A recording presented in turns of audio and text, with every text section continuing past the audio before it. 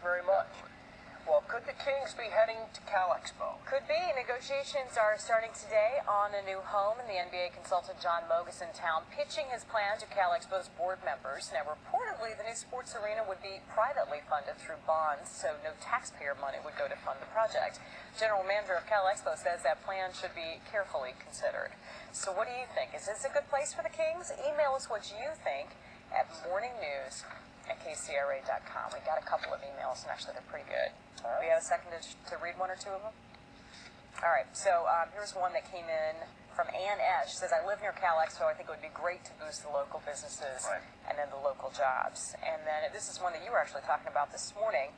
So far, with all the decision-making about the location of a new arena, I've heard no real compelling arguments against the current Arco Arena site, so perhaps the powers that be should be putting that on the ballot rather than making decisions that may be against the voters' Yes, wishes. stay at Arco. See what people think about that.